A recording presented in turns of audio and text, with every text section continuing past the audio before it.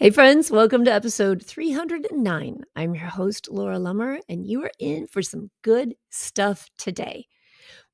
But before I start, I haven't acknowledged this in a long time. And in fact, I don't even remember the last time. So I just want to say really quickly thank you so much to those of you who have left reviews for the podcast.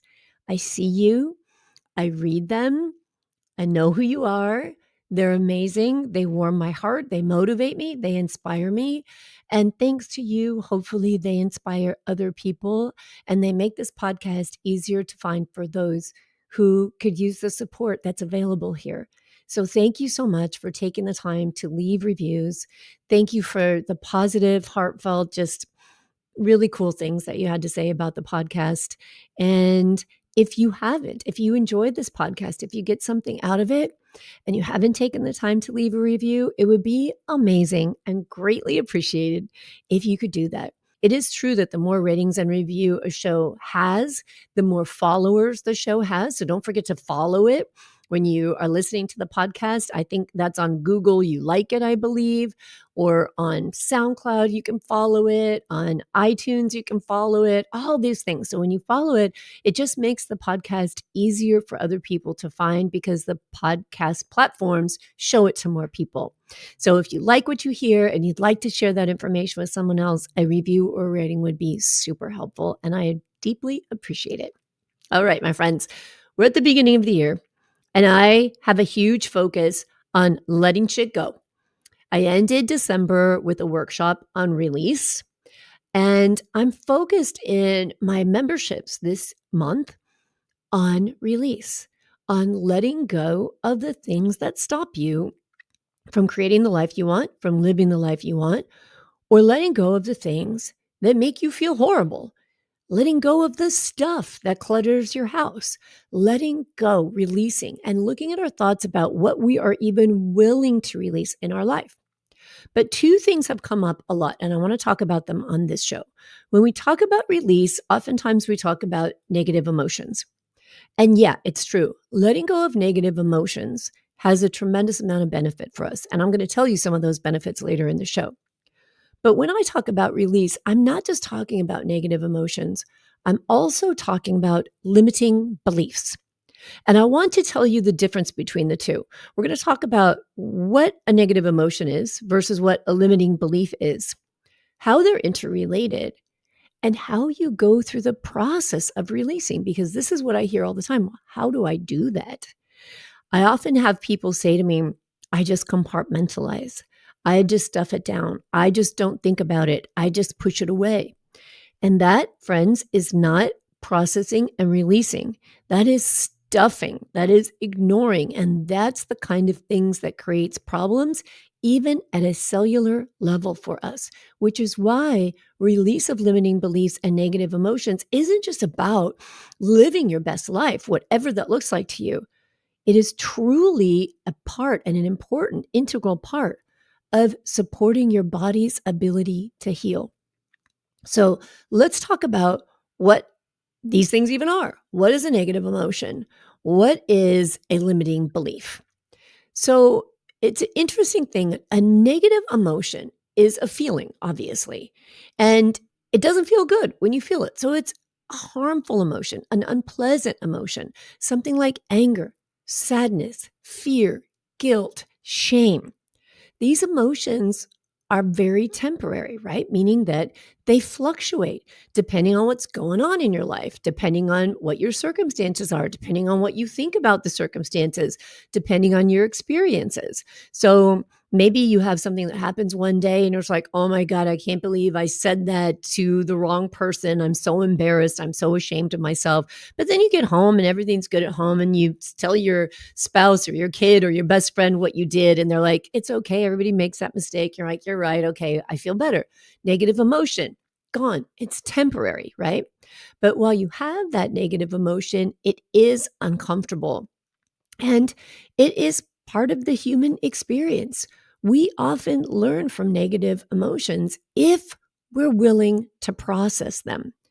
So if we have a negative emotion like fear, that could be letting us know. That could be like a gut feeling letting you know something's wrong here, right? You need to pay attention. Like your gut is sending signals and saying something's wrong. And there's a lot of science behind that as well, saying that gut feelings are important and they are real and we should pay attention to them. So sometimes a negative emotion, sadness, even depression can be telling us something if we're willing to hold it and look at it, if we're willing to say to it. And when I say to it, I really mean that. When you sit with yourself and you're in a negative emotional state, what is that telling you? What do you need to know?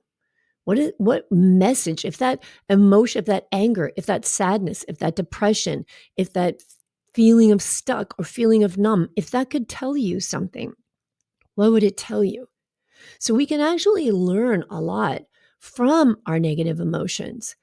But if we switch from experiencing a temporary negative emotion into indulging in the negative emotion, that's where the problem comes in, right? If we stay in sadness and we stay in scarcity and we stay in grief and we stay in anger, all of those things can be very damaging to our health. They can last long term and they can have a big negative impact on your life. Here's where limiting beliefs come in, because limiting beliefs are deeply held thoughts and convictions. A belief is just a thought that you have thought so much for so long that you have come to believe it. And a limiting belief holds you back in some way, right? It stops you, it restrains you, it constrains you in some way. Usually, a limiting belief it can be a generalization about other people. It can be a generalization about yourself, meaning you drop something today and you say, oh my God, I'm the clumsiest person in the world. Oh my God, I'm such a dumbass, right? It can be something that your parents told you when you were a little kid. And you believe what your parents tell you when you're a little kid. And so then you just thought it for so long that you still believe it. And the interesting thing is, especially when it comes from our parents or our grandparents or older authority figures in our life, I really believe that most of the time, the limiting beliefs that are put on us by the people who love us, who raised us, who maybe brought us into this world, they have that belief and they pass it on to you because they think it's going to protect you in some way. Their world could be very different from the world you grew up in. In fact, I could say with almost 100% certainty that the world your parents grew up in is different than the world you live in today. So beliefs that someone gave you because they loved you and wanted to protect you may be very limiting to you now because your life is different and your world is different. But the nature of a limiting belief is that it's persistent. It's literally ingrained in you. It's become a thought pattern. So it's almost subconscious now.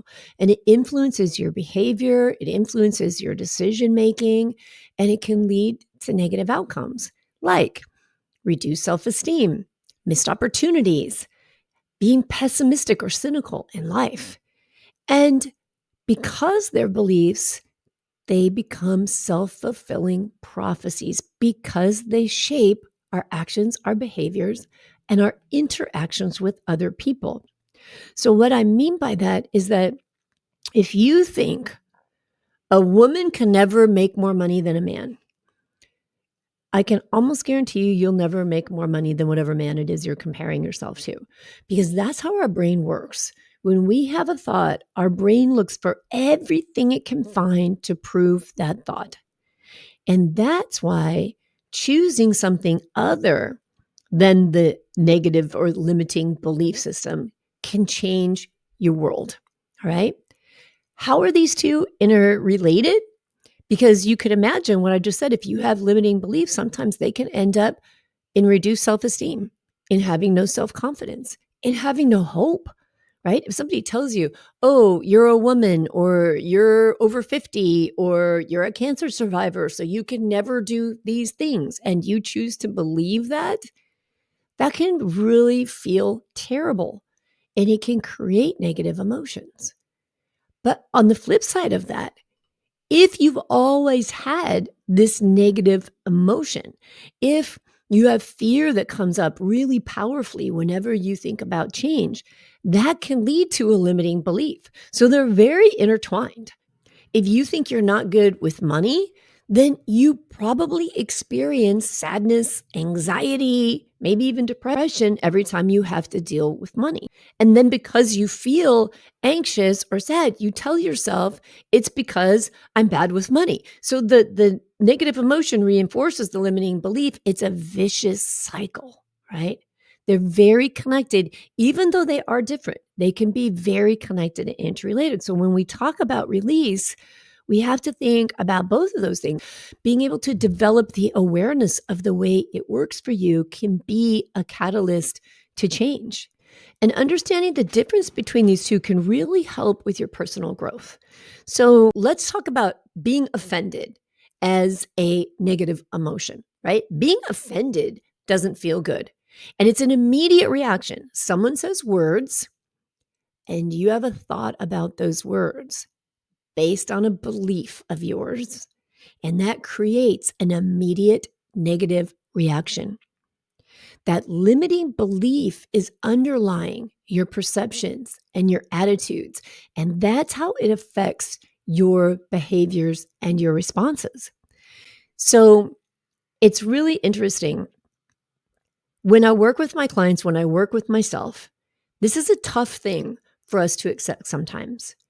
But if it always comes back to us, then on the one hand, we've got a lot of power over ourselves and how we feel and how we choose to feel. And on the other hand, we have a lot of responsibility that we maybe don't want. It's easy sometimes to say, they offended me. It takes a lot less work to blame someone else for feeling bad than it does for looking at, wow, why did I feel so bad when they said those words? What's my belief about myself that triggered such a negative response? Do I like that belief? Does that belief feel true to me? Is this emotion what I want to feel when I have this belief, or is it limiting my life in some way? So they're very twisted. Again, right? We see how they influence each other. So, how do you deal with this? If you realize, I have a lot of anger I want to release, I have a lot of sadness I want to release, I have a lot of fear I want to release. First of all, there's something very important you need to realize. You don't decide you're going to release a limiting belief or a negative emotion, and then they're just gone. Release is a continuing long-term process. It will come up again and again. So for instance, you might do this work for yourself and you might sit here and say, boy, I have a lot of anger towards my former spouse. Or I have a lot of anger towards my children, my mom, whoever it is. And you realize, I don't want to feel that. I really don't want to feel that anger anymore. I want to feel either kindness towards this person, or I just don't want to feel negativity come up when this person's name is mentioned or when I'm having to have an interaction with this person. I don't like the way it feels for me, right? I don't like what it feels like in my body. I don't like the experience of this negative emotion. What's driving that? And then you look and you're like, okay, well, I'm mad at my mom because I think moms should always be available to babysit whenever I ask them to. And my mom is always too busy going out to lunch with her friends. Well, that's a belief that you have. Not necessarily true, because some people might think, oh my God, I'm just so glad my mom always is going out with her friends. It's so inspiring to see her living such a busy life. The belief that you have, the thought that you have, is just something you have adopted for whatever reason. And if somebody doesn't fulfill their life in the way you think they should, if someone doesn't respond to you in the way you think they should, then you feel this negative emotion. So what do you let go of first? If you decide, I don't want to feel this way anymore, what do you do? Do you release the limiting belief, or do you release the negative emotion? And what do you expect? Do you expect that the thought of, my mom never babysits when I ask her to, won't come back up again? Do you expect when your mom says no to you about something that you want her to give you your support in that you won't feel a negative emotion? Maybe anger, maybe sadness, maybe betrayal even. These are things that won't happen for you, right? That the fact what won't happen is that it won't just go away. They'll come up and you'll have to do the work again and again. And each time you do the work and each time you realize the thought that's driving the negative emotion, and each time you realize, I don't want to feel this way, and you ask yourself, am I willing to change that thought? Hopefully, yes. And if I am willing to change that thought, what is another true thought that helps me feel the way I want to feel in this situation? You'll have to do that again and again, right? You'll have to make the decision again and again. Release is not a one-time thing, but the gaps get bigger and bigger. As you practice, as you put energy and intention into becoming aware and allowing yourself to feel, right? Allowing the negative emotion to be there and say, whoo, I am in anger right now. I am in sadness right now. And it's a perfectly okay thing to be here and to feel this. I'm experiencing this. I don't like it. Is it telling you something in your life needs to change? Or is it letting you know that a belief you have is bringing on this negativity and that this has been a pattern in your life because you've thought something for so long? And are you ready to let it go? So it's not simple, right? And it's not easy. And it's not a one and done. And it is very bidirectional, this relationship between negative emotions and limiting beliefs. So what do you do first? Address the limiting belief or the negative emotion. You do what feels right for you in that moment, right? You need to take the approach depending on what you feel most confident in, what you think you can depend on, as far as if you find it much more challenging to decide to let go of this negativity, then maybe you work on that belief a little more, right? You start looking at, why do I believe this about someone? And it makes me mad every single time I think it. Why am I choosing to believe this, right? Or you look at the emotion, you're like, I don't want to feel angry every time this person walks in. I want to feel differently. And you start focusing on that, the anger. Where is this anger coming from? What is this anger telling me? Why am I creating this for myself? Because again, it comes back to us creating it for ourselves. If somebody's words and somebody's actions wouldn't make everybody angry, then the fact is, it's what you're telling yourself about their actions or belief that's creating anger in you, right? So again, we come back to the hard thing. And trust me, because this is a part of my healing process, which is why I'm so into release right now, creating space, taking back your power, and deciding not to put more of your precious energy into things that make you feel like crap, right? That make you feel bad, that make you not want to get out of bed, that make you want to punch a wall. I don't know. But it's always up to you to choose to put energy into it. And that's hard to take sometimes. It's hard to wrap your mind around sometimes, especially if the negative emotion is very, very intense. So you have to decide for yourself, where can I start with this? There have been some relationships in my life that have been really negative and very impactful. And I heard, I want to say it was Carolyn Miss. I believe it was Carolyn Miss, and maybe the book, The Anatomy of a Spirit. I'm not 100% sure, but I'm 99% sure it comes from Carolyn Miss. That I heard her say at one point, because I'm listening to audiobooks, right? So I heard her say on the book that if you're not ready to release someone, then you can ask, whether it's the universe or God or Buddha or whoever, right? Whatever your spiritual belief is, you can say, I'm not ready to whatever, send a blessing, let that go, but I want to get there. And so for today, I ask you to be my go-between, right? So it's kind of like, it's taking a little baby step. It's kind of like when you were in junior high and you're like, tell your best friend, go break up with my boyfriend from me because it's too hard for me. I don't want to go do it, right? It's kind of that. It's like saying, I know this isn't good for me to hold on to. I want to let go, but I'm getting stuck. It's really hard. Let me give it over to a power greater than me. Let me give it out to the universe and say, universe, start the forgiveness process, start the release process for me. I'll get there with you. And I remember hearing that and thinking, I'm willing to try that. I'm willing to try that because I have so much anger towards the things this person did that my beliefs tell me are horribly wrong, incredibly deep boundary violations that I can feel in my chest. I'm holding on to it. But I don't want to hold on to it because I believe letting go of it will support my healing.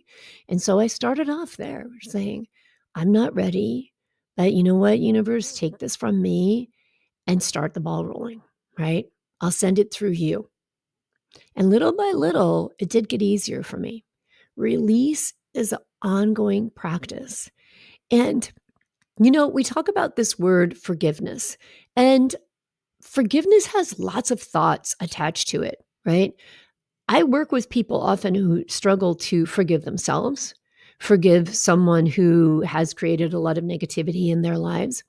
And so forgiveness can have, I don't know, it can have as much complexity to it as diets have complexity to them. And so a while ago, I started thinking about the word forgiveness, and I thought, I'm not going to use that word anymore. Because for me, forgiveness brings up a lot of blocks. It brings up things that are really hard.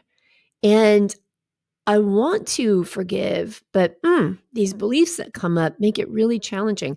And so I said to myself, you know what? I'm going to decide instead of forgiving that person, I'm going to just release that person. I'm going to release the memory of that event. I'm going to release the energy around that interaction. And that was easier for me. So sometimes you got to play with words a little bit and you have to see what really works for me. And this is why I like release. It's like, I won't hold on to this anymore. I'm making a decision to let it go. I'm making a decision to release it from me, because when we're processing limiting beliefs and negative emotions, it's for us.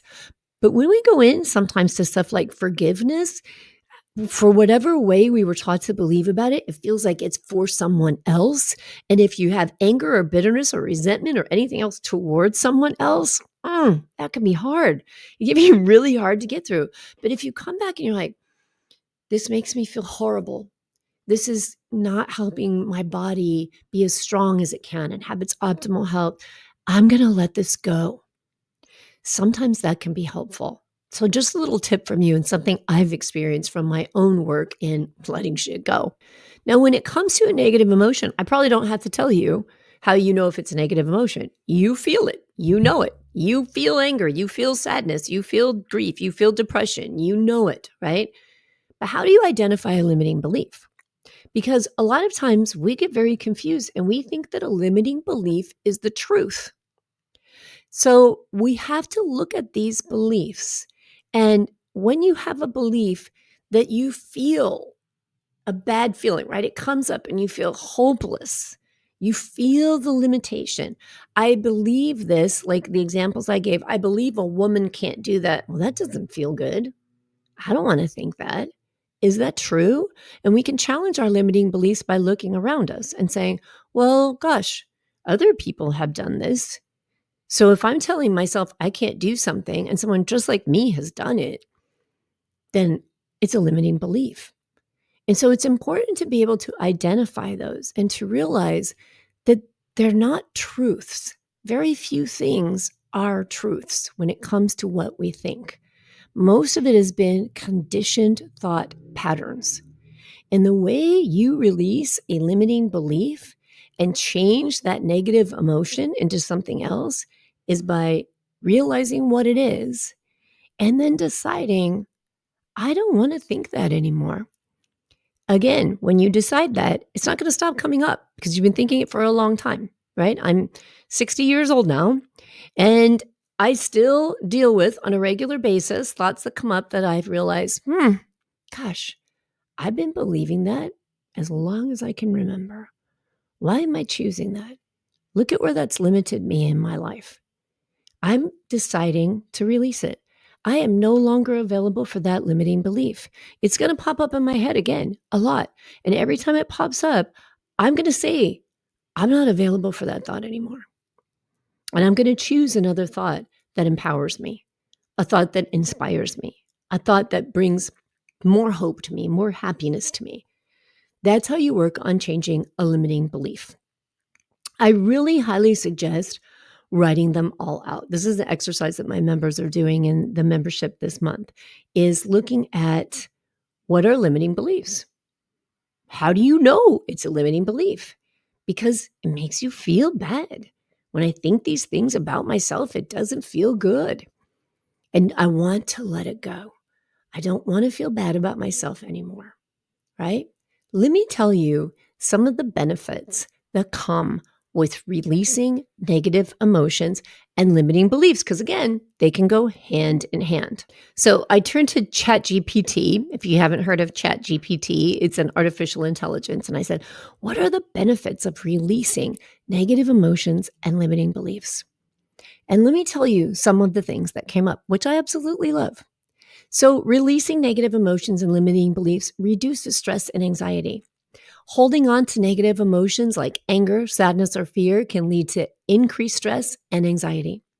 Releasing these emotions can lead people to experiencing a decrease in these harmful states, which is beneficial for both mental and physical health. Releasing negative emotions improves physical health.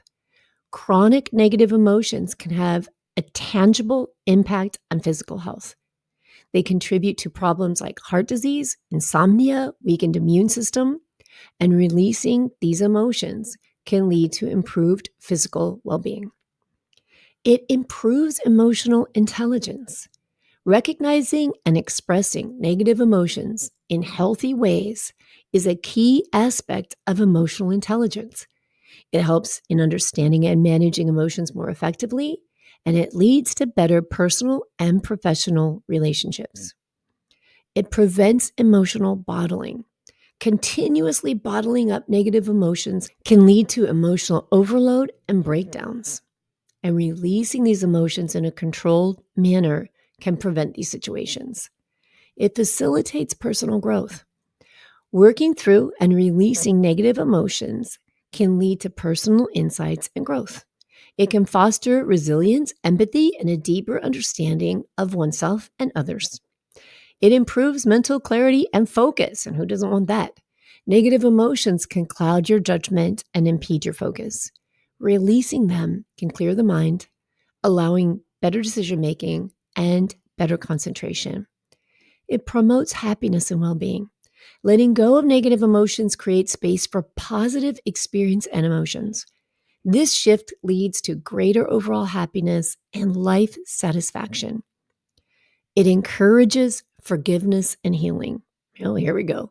Releasing negative emotions often involves forgiveness. Release and forgiveness, it's pretty much the same thing, you guys. Whether it's for others or for yourself, this process is crucial for emotional healing and moving forward in life. I love it when I ask ChatGPT something and then it does the research for you. It goes out into the internet and does all the research. And I love it when it validates exactly what I was talking about on a podcast, right? Emotional release is so important. And I know it's the beginning of the year and people are talking about goals and what they're going to create and what they're going to achieve. But I promise you, when your mind is filled with limiting beliefs and you're constantly experiencing negative emotions, it makes it so much harder to create something good in your life. And that's why, rather than just starting off with, I'm going to bust through things and power my way through a goal, I offer spend some time in letting stuff go. Spend some time in reviewing what worked for you, what didn't work for you over the last year, over a lifetime, and look at what you think about those things and what you can let go of so that they can work better for you as you step forward. And then once you realize that, goals of just being good to yourself and letting go of limiting beliefs to open opportunities for yourself, that is a goal in and of itself, right? Who knows what comes to you when you create the space for it because you stop blocking yourself with limiting beliefs. How do you do this? You know why it benefits you. You know the benefits that it brings to your life. You know the difference between a negative emotion and a limiting belief. So what is the process? How do you let go of this? How do you release? And this is interesting because many times when I come back around to doing the things that are best for your life, the solutions are pretty constant. And you may hear these solutions from me, from other podcasts, from your therapist, from whoever, and think, "Ugh, again, that's what I'm hearing again." But the reason you hear them again and again is because they work. So, one of the best ways to begin the process of letting things go is to allow yourself to recognize and accept them, to be mindful in your day to day experience of life, in your day to day experience of emotions. When you're mindful, all that means is like, I'm right here, right now. And I'm realizing I'm feeling this way right now. And when I notice I'm feeling this way, I realize I'm thinking this thing. That creates awareness. And that awareness is the first step to change and to release. So when we're more mindful and we don't just go through life, robotic, mechanically, and just running from one thing to the next, but we're really mindful and present in what I'm doing now, what I'm saying now, what I'm thinking now about what someone else just said, and how it's impacting me. That elevates our state of awareness and it helps us to create positive change. Journaling. I talk to my people all the time. I talk to you on this podcast all the time. Write it down. Get the thoughts out of your head. If you want to let go of something, you got to look at it, touch it, play with it. When I talk about release, you'll often see me like hold my hands in front of my chest as if I have a ball here. For me, that works. I write things down, make no mistake about it, but the visualization process, when I'm thinking about I'm holding on to this, I actually make that motion in front of my body and put my hands there and go, I'm holding on to this thing. Why am I doing this? Right. And then I'll write it out and I'll look at it and apply this litmus test. Is that thought true? Does that thought serve me?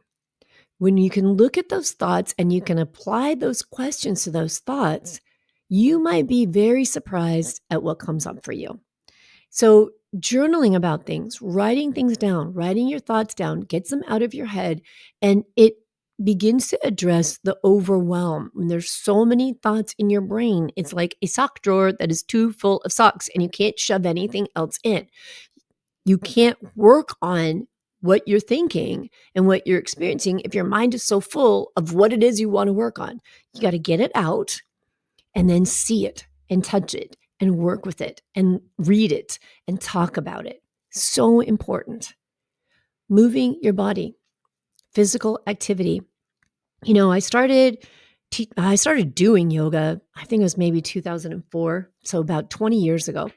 And then I became a yoga teacher about 2 years into my practice. And it was amazing to me what I saw in yoga classes when I was teaching, people who I saw in tears in yoga classes, my own experience many times of getting very emotional in a yoga class. Even in my spin classes, any kind of exercise, we store emotions in our body. And when we move our body, it can help us release tension and stress. And physical activity can not only is releasing endorphins and it's got all this hormonal process going on that can improve our moods, but it brings us into a mindful state. It's like, I'm here right now lifting this. I'm here right now listening to this instructor doing this thing, right? It can bring us into the moment, and that's mindfulness. And when we're in that moment, sometimes we can really be inspired and brought to tears like, I'm here, I'm strong, I'm healthy, I'm doing this, I'm capable. We can start seeing positive things about ourselves and moving our muscles and sweating things out. I know it sounds weird to some people and hippy dippy, but it's true.